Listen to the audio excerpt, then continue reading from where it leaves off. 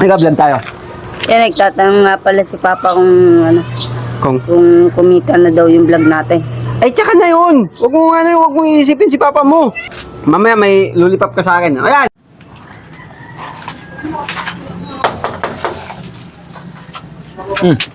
Ano yan? Pare, di ba ikaw yung vlogger? Ha? Ikaw yung vlogger, si Kalulong? Oo. Bakit? Kalulong? Oo. Ginagamit mo yung anak ko sa mga vlog mo. Ha? Ginagamit ko yung anak ko. Ginagamit. Binibigyan ko naman yun, boss. Yung Ha? anak mo ba yan? Oh, yung lalaki. Ha? Oh, binibigyan ko yun. Nang ano? Pagkain. Pagkain? Oo. 4 million views ka pagkain. Ginagamit mo yung anak ko eh. Hindi. Nakakailang million views na yun ah. Ha? Hindi mo inaabotan. Hindi, pinapakain ko naman pagkatapos namin mag-take. Pinapakain, binigyan ko siya ng ano, ice candy at saka ano, lollipop. Ay, may pambili rin ako noon pare. Wag mo naman kaming gawin tanga. Million views ka eh, million na kinikita mo, tapos bibigay mo sa bata, candy, ice candy. Ginagawa mo naman tanga yung bata niyan, pare. Ang laki-laki ng kinikita mo eh. 4 million views ka, lahat ng nasa video, anak ko, pinopronta mo ron ah. Hindi namin sinasabi. Hindi, sa usunod, boss, hindi ko na isama yung anak mo. Ay hindi, paano yung mga views na ano, yung kinita? Ha? Wala kang ibibigay doon? Hindi, binayaran ko na siya ng candy ah. Ay hindi, pare. Yan ang hirap sa inyo mga vlogger eh. Ang lalakas nyo kumita pagdating doon sa ano, ganun lang. Hindi, boss, kasi ano naman yan. Tsaka parang aksidente lang yung pagkakaano namin. Aksidente, nakailang video na yan, pare. Pag kumikita kayo, abutan nyo yung kinulab nyo. Eh, ginagawa nyo uto-uto yung tao eh. Pinapakinabangan nyo yung tao, laki-laki ng kinikita nyo. Tapos hindi nyo inaabutan yung ginagawa nyo taw-tauhan sa vlog nyo. Hindi, boss, Oh. kung malaki man ang kinikita namin doon, eh, siyempre sa amin na yun. Hmm? Eh, hindi, gumanap yung anak ko eh. Siya yung nagpa-viral sa'yo, hindi naman ikaw eh. O, nung nagbabago-bago kang video, wala ka naman viral ah. Nung gumanap yung anak ko sa video mo, saka ka lang nag-viral ah.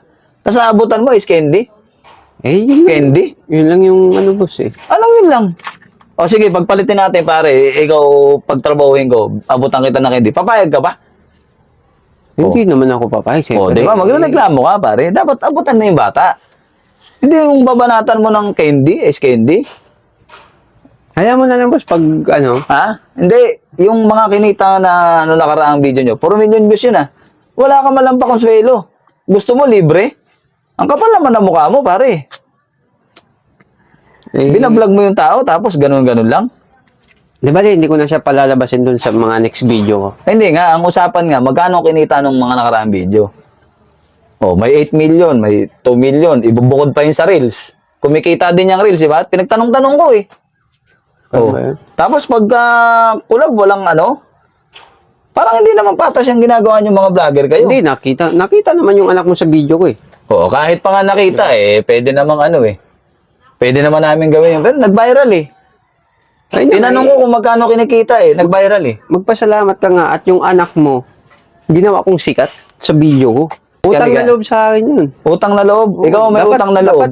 Dapat ikaw, tatay, alam mo palang nag-million views yung anak mo, dapat may bayad ka sa akin. Ikaw ang magbayad sa akin dahil pinasikat ko yung anak mo. Bayaran mo yung bata sa mga kinita Hindi pwede yung para ganun. hindi, ginugulangan mo yung tao eh.